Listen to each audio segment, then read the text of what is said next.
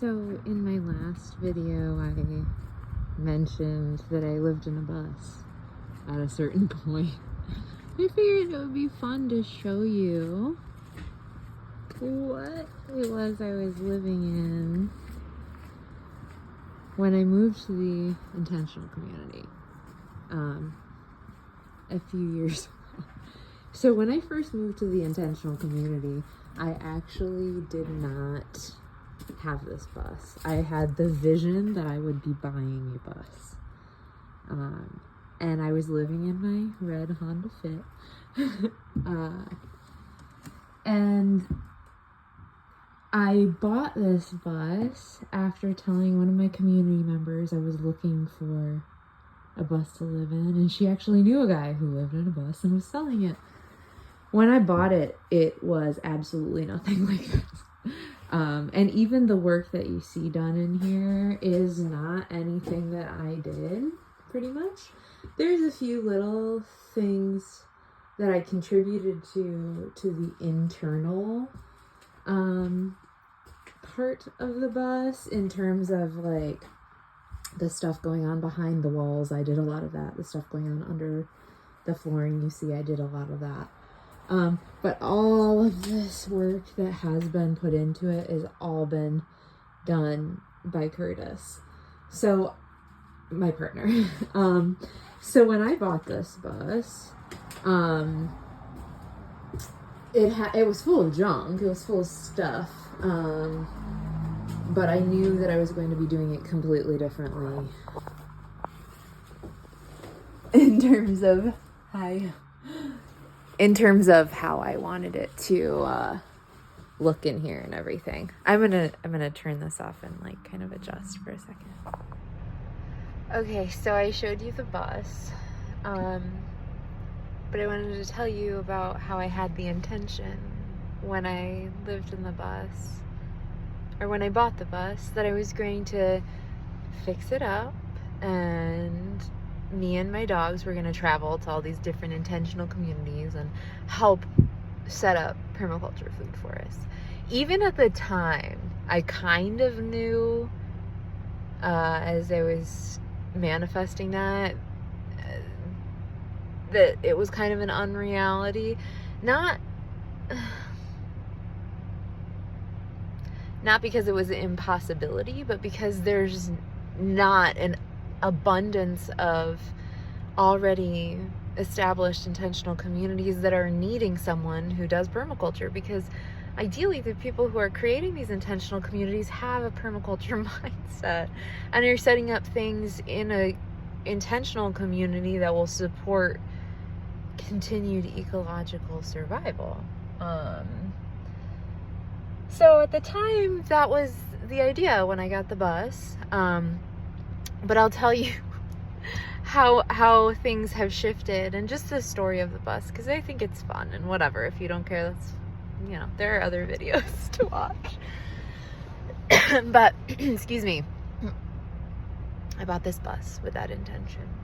And when I moved to the community in Bangor, I moved this bus over to the community, to the property and the land, and I started working on it, and I had no idea what I was doing. I got a book, and I kept renewing it from the library every 2 weeks for months while I was working on it. And at the time, I was also consciously manifesting a dream relationship and a sacred partnership and someone who could come along with me on this journey and help me with making the bus and all of that. And how it ended up working out was not what I expected or anticipated. That's the interesting thing about manifestation, is you do have to leave room for what actually Source has for you in it. And so at the intentional community, I met a family who all lived there together. Curtis and his partner and 2 children. And over the course of my stay there, I was at that community for about a year, and about 6 months in, Curtis and his ex-partner split, And she moved 2 hours away, leaving the girls and Curtis to kind of figure it out. And so 6 months after that, after helping him through that process just as a friend and as a compassionate person who could see what was happening in his life and in the girl's life, like 6 months after that, he asked me to kiss him for the first time, and I said, I need a glass of water. But then I said yes. And in 2 weeks or 3 weeks we're getting married, so that's pretty exciting. But the bus story didn't end there, because when when his ex left, there was a period of time where she would come back every 2 days. She'd go to the new boyfriend's house, and then she'd come back and take care of the kids for a day, and then she'd leave again. And during that process, Curtis was not going to leave his children at any point. And I thought that was very honorable, but in that, he ended up purchasing the bus from me in the middle of the winter. I moved into the home where people had been staying in the intentional community. There was where all the housing was. It was one family unit house with many, many individuals in it. Not a good plan. But I moved in there, and he moved into the bus, and all of the work that you see in there he did. Besides the insulating of the floors, the priming of the inside of the bus, that kind of stuff, which was me. So it was an amazing, miraculous path to get from wanting and manifesting for myself a community, manifesting for myself a home that no one could take. That was the whole idea behind the bus, was it was a home that no one could take away from me, because it could come with me wherever I went.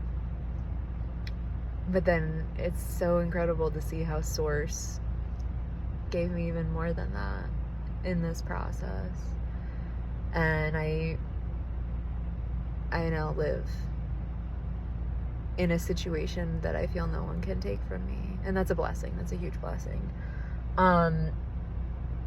But I do want to share the next step that the bus took too, because it's just a fun story. Throughout the whole thing, it's like I've always set the intention that the highest good would be done with this bus. And so I was working while I was living at the intentional community on an organic farm that was ran by my two closest friends. And it was a beautiful experience until they lost ownership over the land. They lost control over their capacity to farm on that land due to some family drama and other things, which is a huge fucking travesty that it happens to so many farmers. But that's a different video.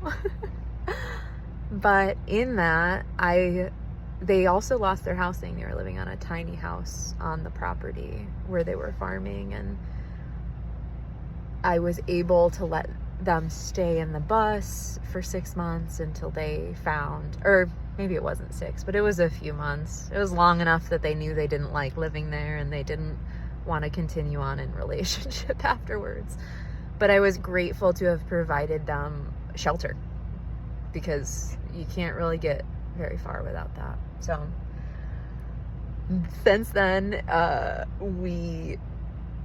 last housing situation, I'm sorry to like really dump all of it at once, but hey, this is the early on video. This is the backstory stuff.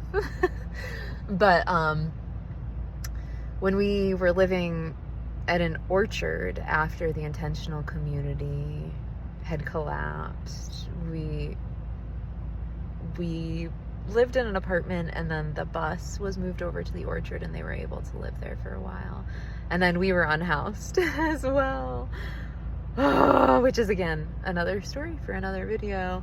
But when that happened, my friends who were living in the bus had already moved on to their next lodging, And we were able to put all of our belongings in the bus and move it here to where it's been sitting ever since, which is a small commercial property that my partner's family owns. And here he comes, pulling in his truck right now.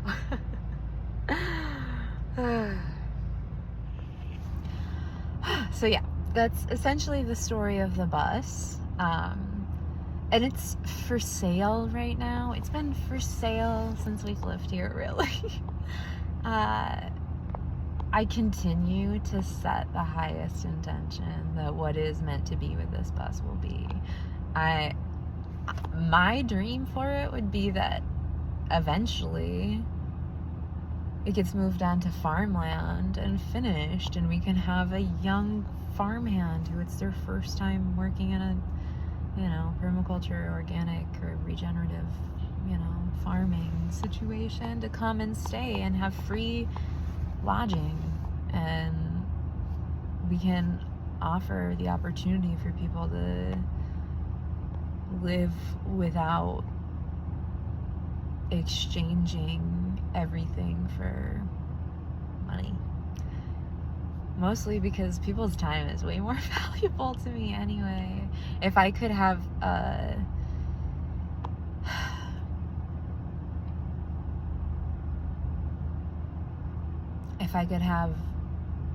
companionship and a farm friend and all of that just by means of giving away this bus that is already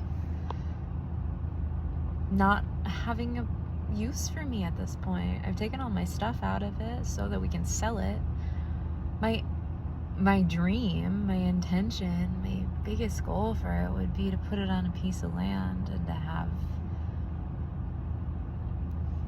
the right soul come live in it for free with their dogs or their whatever armadillo, and to make a community, to make it a community again. So I don't know. In case you want an update for the spending freeze information or the me not buying shit experiment I'm on, we are still doing well. I have not bought any shit. This weekend I was at a Ray Archuleta conference all weekend. He's a soil scientist and he does regenerative farming, and it was a huge blessing when I found out that he was coming to our small town and that a whole bunch of people from my community were going, and that my partner was going to be buying me a ticket. So it was a great experience. It surely incentivized me to put cover crops down. And that was one last thing I wanted to share about the no spend experiment since that conference, is that one of the things that is a big expense for me not every year, but when I buy them, is seeds. And so I just want to share these two experiences that I had just in this vein of, like, last year I decided to use up all of my old seeds, and I didn't manage to do it because I don't have enough land to have used them all in one year, but I really did my darndest to use up my seeds with trust that new would come and that I would be able to save my seeds from this year. And this year for my birthday, instead of just telling my stepmom like, oh, whatever is fine, when she asked me what I wanted, I showed her my list of seeds that I wanted from Baker Creek Heirloom Seeds. It's the brand I'm going with this year. And she bought them for me, and that was incredible. So I already had, probably $65 worth of seeds, which is way sufficient for a garden of the size that I have. Not that I won't be continually expanding as much as possible all the time, but then at this conference this weekend, they gave away free organic seeds and free cover crop seeds to the extent that I will not probably need to buy seeds this year or next year, even if I don't save anything. So I want to continue to prove to you through my experience that everything comes when you need it, and you'll always have what you need. And it's free if you believe it to be. But I gotta live it in order to prove it to you. So I just want to share, that might not be the exact thing that you think that you need in your life, in your moment. But it's just proof to me that it does come continually. And this bus is here. I don't know. It's not over. So if you have interest in the things I'm talking about, comment. I don't know. Let's talk about it. I hope and I know that you are so blessed.